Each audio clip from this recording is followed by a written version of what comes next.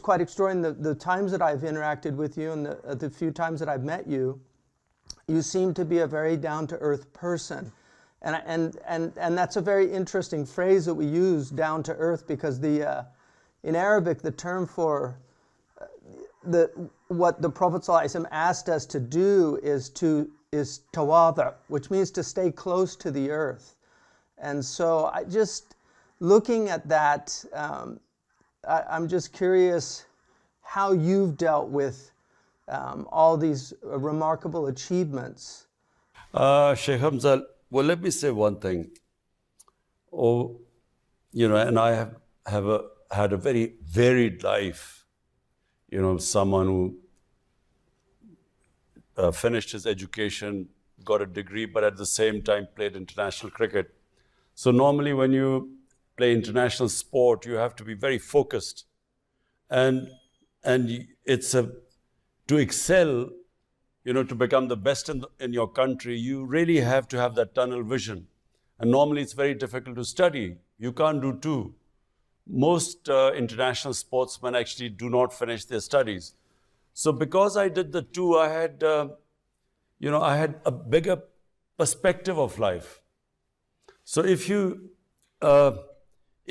all you do is play sport all the time, and you have no other perspective in life, so everything becomes that sport.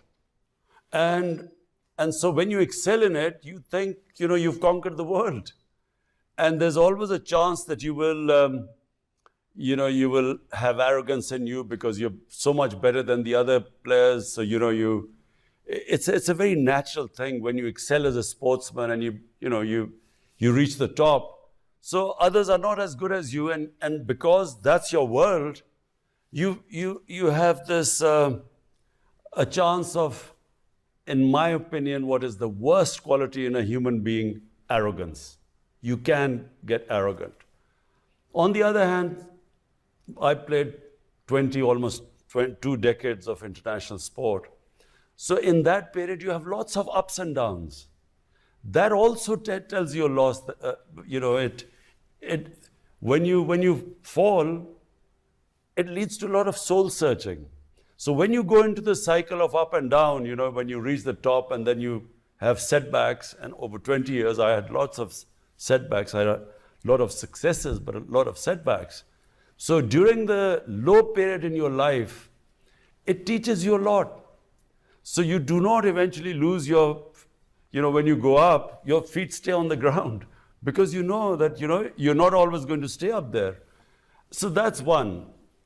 But really it is, later in my life, just at the end of my sporting career, when I was blessed with Almighty's greatest gift, and that's faith. I never understand this concept of people forcing someone into your religion or faith, because for me, faith is a gift of God. Not everyone has this iman of faith. So once you have that, then you have a completely different perspective on life, because you believe that success, respect are in the hands of God. This is, clearly stated in the Quran. So once you know that, when you have successes, you then attribute it to God. And you know that it's because of His will that you have succeeded. So arrogance disappears from your life. And then the most important thing, that you control what is the most destructive thing in a human being, is the human ego. If you do not control the ego, it is very destructive. And I've seen it destroy human beings. So faith, actually, true faith, iman, firmly makes you control your ego. And there's a tradition in American baseball that when they see a pitcher pitching a perfect game, all the other players leave him alone, because they know he's gone into a kind of zone, and they don't want to disrupt that. But what they do at the end of the game is they push a cream pie in his face as he comes off the mound. And it's a way of reminding him, you had a perfect game today, but tomorrow you might lose. So there is an awareness, I think, in people of that up and down. We read in the history books that when a Roman general used to come back victorious, there would be a man standing behind him when he would be taking all the applause from the crowd. He would be telling him that, remember, you're human. Exactly. And I think this is something that a lot of people in positions, when they get into positions that you've gotten into, they very often shut that aspect out and surround themselves. I mean, this is one of the things that Aristotle says is that tyrants surround themselves with yes men, that they don't want to be reminded of those things. And Pharaoh is a good example of that. And it's very interesting that in the Quranic narrative, the most repeated story is one of immense arrogance, which is Pharaoh, and then the humble servant of God, which is Moses, and then this idea that in the end it's humility that God gives victory to. I'm one of the things about pride that really interests me is I know in Urdu they say ghurur, which is very interesting because it's taken from the Arabic, which is a kind of self-delusion, that you enter into a delusional state from Arabic. Gharur is one of the names of the devil. And then there's this idea of izzat, which in Arabic is actually a positive thing. The Quran describes the believers as having a kind of dignity and a sense of self-worth. And I think what it seems to me is that in many parts of the Muslim world, a lot of Muslims have lost that sense of civilizational pride. And I think it seems to me that what you're really trying to do in an extraordinary country with an extraordinary people is restore that pride and sense of who we are as a people. The Quran liberates a human being when God says that there are three things that are in His hands.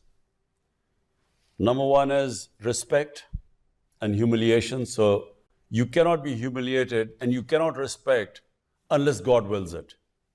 Number two is how much risk, in other words, how much you will, the sort of money you will have in life, how much you will make in life, that is also in God's hand. You can only strive, but He is the one who will determine how wealthy you will become.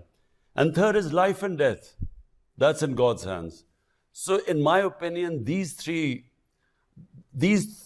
areas are which give us the greatest concern. We are scared of dying. We are scared of being humiliated or being deprived of a livelihood.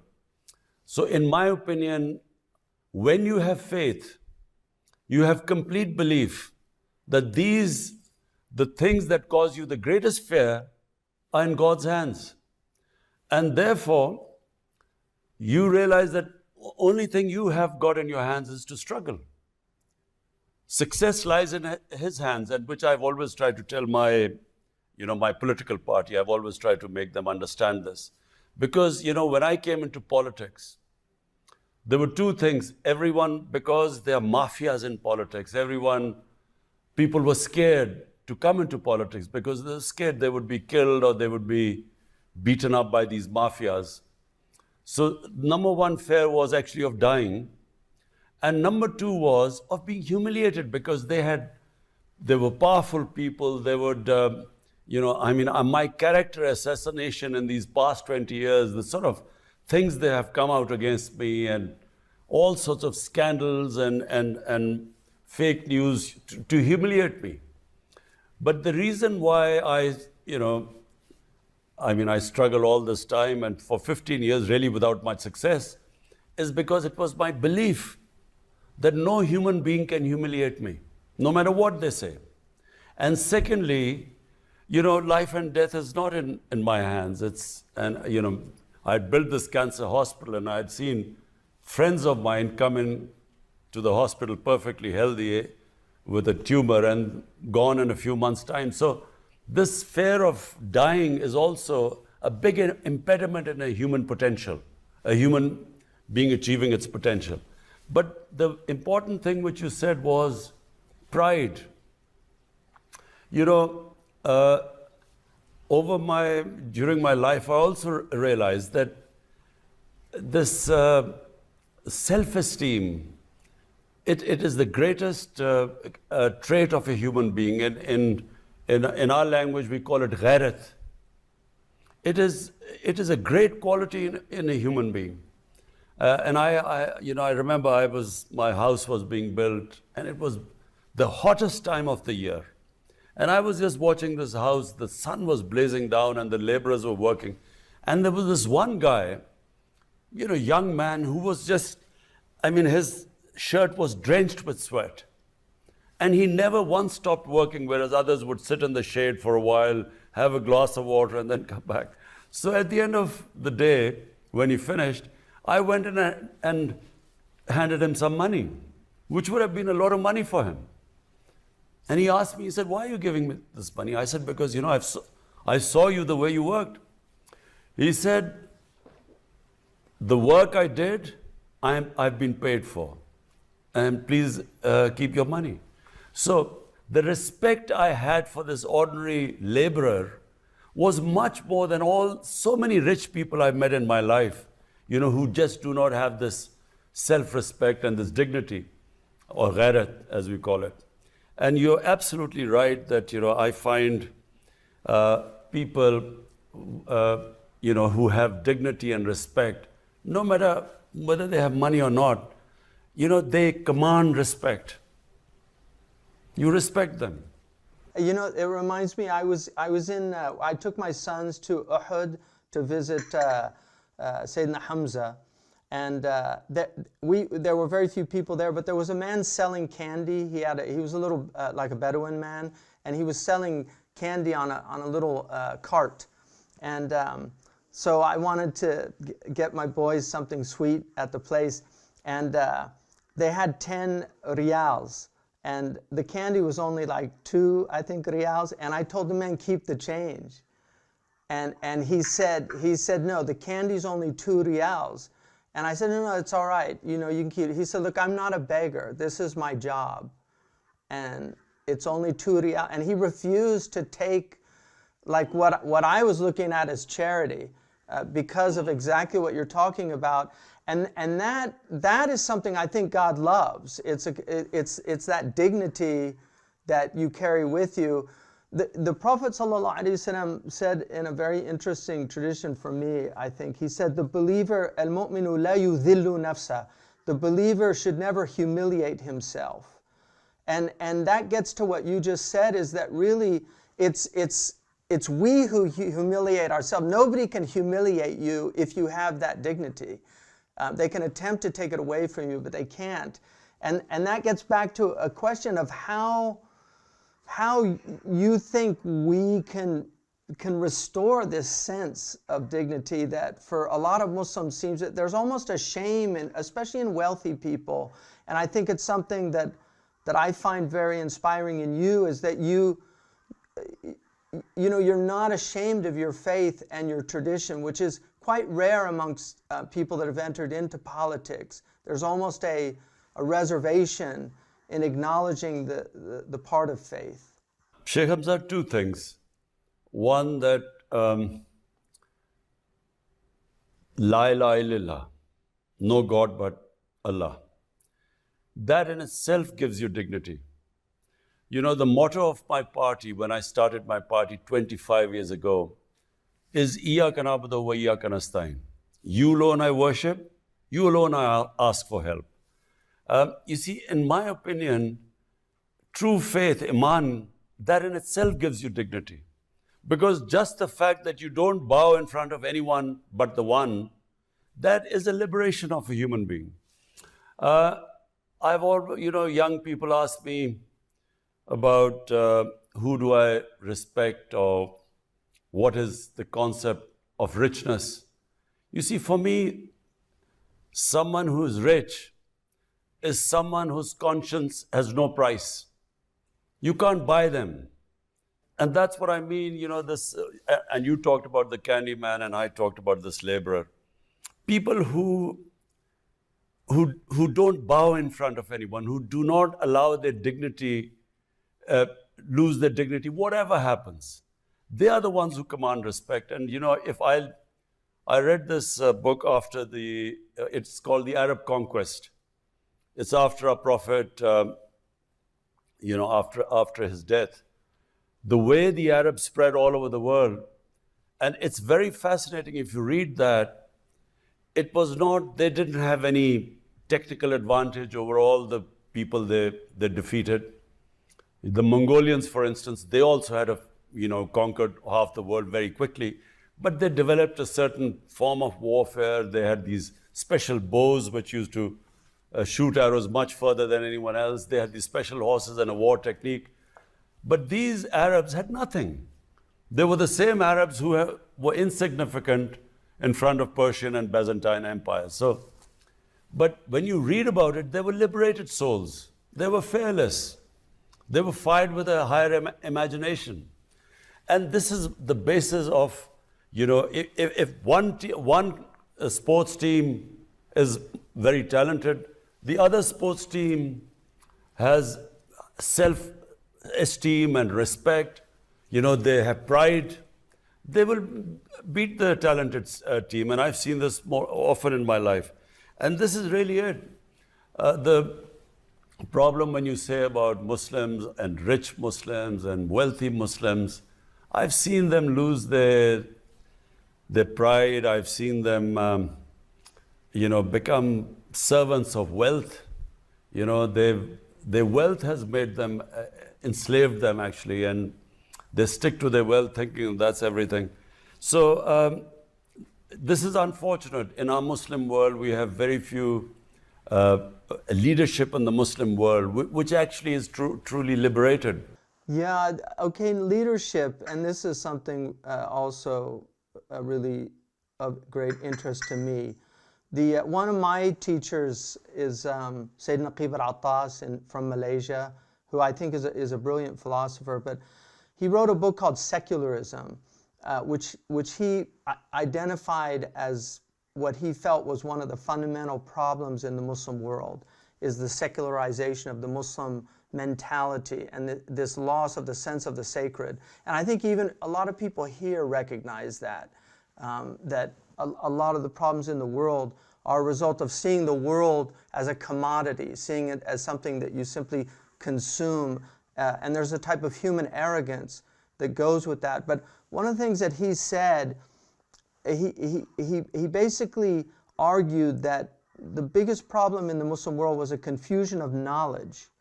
And he said the confusion and error in knowledge created a condition for what he called the loss of adab within the community. And that condition arising out of 1 and 2, the confusion and error in knowledge and then the loss of adab, has led to a rise of leaders who are not qualified for valid leadership of the Muslim community and who do not possess the high moral, intellectual, and spiritual standards required for Islamic leadership.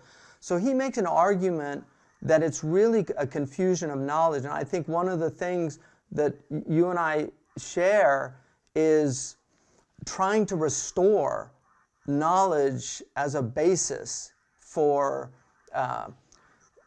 as a starting point, really. And so I know that you have the university that you've been working on in Pakistan, among other amazing things. I mean, I've followed some of your political career, and I think like the reforestation project is a really interesting project, trying to bring back the trees that have been lost. Ibn Khaldun mentions that when the Arabs went across from across Africa, he said that a squirrel could literally go from Egypt to Morocco without touching the ground because there were so many trees. So we've seen a real loss of that. But I'm curious just how you see the centrality of knowledge and restoring that as part of this restoration of civilizational pride for a community.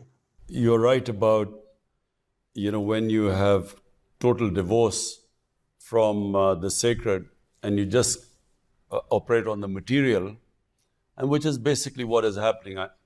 And then with the problems because of that, for instance, I mean, this big environmental disaster in the world, which is called climate change, is purely because human beings have moved so far away from the sacred.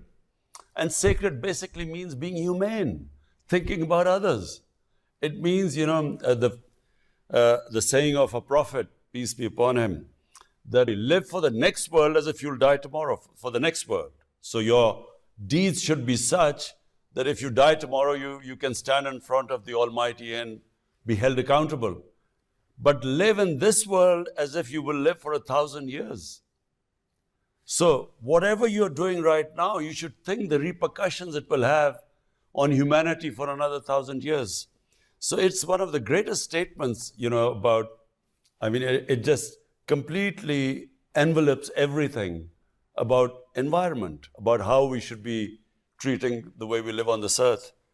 So that also, I believe this whole environmental movement is sacred. Wherever you think about other human beings, you are, because God, whatever you do for God's, if you want to get close to the Almighty, you have to be humane. So what I find, unfortunately, basically the leadership that comes up through this political system, they just are too divorced from Iman, from tenets of their faith. And so basically they come in for power and then they compromise for staying in power. And power is for personal benefits. And it's all over really. Most of the politicians, very few politicians I find come with a specific objective of looking after humanity. Their main objective is the benefits of power, and most of the developing world, it is coming into power for self-interest, how much money they can make. So unfortunately, there are very few Mandelas, someone who came in for a higher cause, and our great leader, Jinnah, who was the founder of Pakistan, someone like him who, came in and sacrificed himself for this great cause. Which is why politicians are looked down upon in the world, because they say they're coming to help the people and they really help themselves. This is a huge problem, and I think it's interesting from a spiritual perspective. A lot of the ethical traditions that we have, and not just in the Muslim community, the source of this is arrogance, and because it's the idea that the human being somehow has only responsibility to himself, that he's not responsible to anything above himself. So he in essence makes himself like a god, and that gets to how do we, just in terms of as a community, how do we get out of the conditions that we find ourselves in? Because I think a lot of Muslims, have looked at the Muslim world for some time and seen the type of rulers that exist in the Muslim world, and I think there's so much animosity, unfortunately. So instead of praying for people, because one of the things that traditionally, like in the Imam Tahawi's creed, he says that we have to pray for our leaders, that there's this idea that as you are, so are the people put over you. So that if the people themselves are corrupt, they very often get that type of leadership. So how do we get out of that situation? I mean, I know the trials and tribulations that go with leadership. Like I said, I run a very small college, and the headaches that I have just from that, the lack of sleep, the difficulties that come with that. And so I can't imagine the type of burden that somebody like yourself would have on your shoulders. So what's the light at the end of the tunnel that's not an oncoming train? Shaykh Hamza, when I started politics, I only came into politics. If I did not have Iman or faith, I would never have come into politics, because I had everything. I mean, I was already a big name in my country, a sports star, and I had respect, and I had the money I wanted for my life, I had enough money. So, for me to spend 22 years of my life struggling to, become a prime minister, it made no sense. Why would someone like me who had everything? So the only reason was I believed that I had a responsibility to my society because I was given more than others.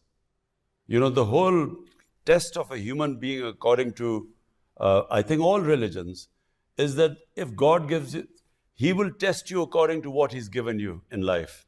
The hereafter test, the test when we meet our when we meet our God, He will test us. What did we do with all the benefits and privileges and His blessings He gave us? So I figured out, and I had already had faith before I came into politics. And I came into politics because I had faith.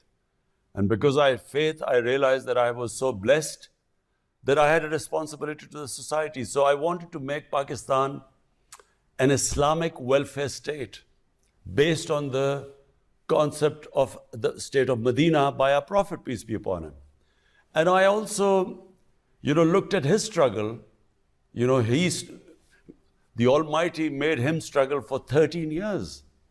So I figured out that, if he could make his, the person he loved the most to struggle, then, and we were told to follow his way, his sunnah. So that's how I did it. Because I did not think that I was going to make any personal gains or some benefits of power. I came in because I thought we should make Pakistan, make the state on the principles of the state of Medina. And I always believe one thing, that, despite all the difficulties and adversaries and disappointments, I believe that, we human beings God has only given us the power to struggle. Whether we succeed or not is not in our hands, as was shown by, the life of our Prophet, because for 13 years he struggled, and a very tough struggle. And then when he did the hijrat to Medina, he didn't know that it would be the beginning of his rise. And even then in Medina, for first 5 years, it was a real struggle. So therefore, for me, it was just a struggle. And I have this ideal that we want to have this country based on two principles.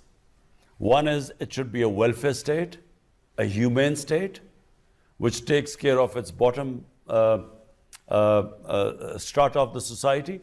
And secondly, rule of law. The fundamental principle of a civilized society is where you bring the powerful under the law, and which is the biggest problem in the developing countries, because we don't have rule of law. Powerful have one law, and the weak are judged by another law. So the jails are all filled by the poor people. The rich crooks never get into jails. So these two concepts are the basis of what my struggle is about for Pakistan. I don't think that's just a problem in the developing countries, unfortunately. A lot of people that should be in jail in Europe and America are not in jail. So I think that seems to be a major problem. In coming to winding it down, I think it seems to me that you've taken on an incredible challenge, and it's very inspiring. And I think I know a lot of Muslims here are inspired by it. One of the most successful communities in the United States is the Pakistani community in diaspora. And in fact, the college that I'm running and right now that I'm in is largely here because of Pakistani immigrants to America. I mean, we've had the real backbone of our support has been from South Asians, from largely Pakistani, but also Indian and Arab and other groups. And the Pakistani community here is a very successful community, And there's a very interesting book. It was somewhat controversial when it came out, but I actually found it very eye-opening. And it was a book by these two Harvard researchers. It was called The Triple Package. I don't know if you ever saw the book, but it looked at the most successful communities in the United States, and one of them was the Pakistani community that they looked at. And they identified 3 qualities of their success. That's what they called the triple package. And the first one was they had a sense of superiority, which I thought was very interesting. And it wasn't so much in an arrogant type of way, but they really saw themselves somehow as exceptional. And they said that view could be a religious exceptionalism, like the Jewish community, like a chosenness, or it could be ethnic or national. But the second quality that they identified was a sense of insecurity, that they had something really to prove, and that it created a kind of tension that forced them to really work harder than the other people. Because they wanted to show that they were worthy of that exceptional status. And then the third quality that they identified was delayed gratification, that they were able to put off. And that gets back to what you were talking about discipline, because certainly I know that anybody that becomes a world-class athlete delays gratification. They have to, because of the type of discipline and effort it takes. And so those were the 3. But what struck me about that is I really felt that the Quran in some ways was a triple package book. Because on the one hand it says things like, that kuntum khayra ummatan ukhrijat linnas, you're the best community that's come forth for humanity. And then on the other hand it says things like you were created from a vile fluid, that the human being is of earth. The Prophet ﷺ said, Kullukum min Adam wa Adam min turab. All of you are from Adam, and Adam is from dust. He said, I was commanded to be humble so that nobody could show arrogance towards another person. And then the third thing was this delayed gratification, which the Quran in so many verses tells us to put off for what's coming, that not to take things now. So I feel those 3 things, the restoration of that in your country, I think it seems to me that you yourself display those qualities, and how we can restore that in the greater community seems to be the challenge that we face. You see, Shaykh Hamza, I feel that in Pakistan, this country has tremendous potential. People are immensely talented, they're quite diverse.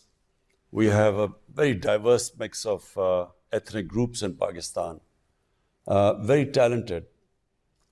Problem is, we haven't, if I look back why we haven't achieved our potential, it's one sentence, rule of law.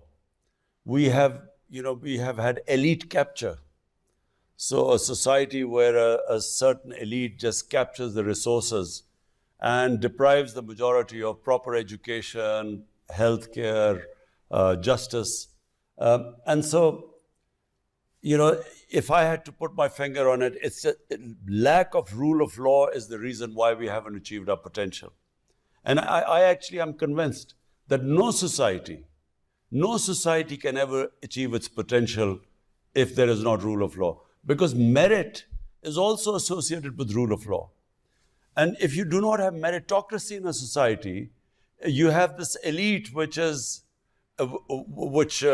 spoiled, which is rich, which has captured the resources, which doesn't struggle and strive. They sit on the main positions, they decay. So countries disintegrate because of a decadent elite. People don't decay, it's the elite that decays. And what our Prophet showed in Medina was that, he brought in a very selfless, an elite which looked upon him as a role model. All of them became leaders, and they just lifted the character of the entire nation and the potential, unleashed the potential. Because all of us have tremendous potential. But we have imposed chains on us which stops us from achieving the potential. Our great poet Iqbal, he was, our greatest poet of this last century.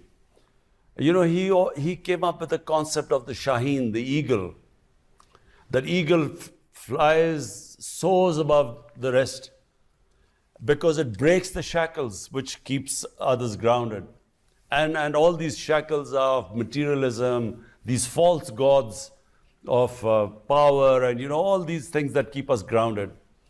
And basically that's what happened when the Prophet set up the state of Medina. He unleashed the potential of these people who were nothing before, and all became, the leaders of the world.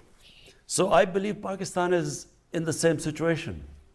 We have this, people have great potential. They go outside Pakistan, they have a level playing field, they excel.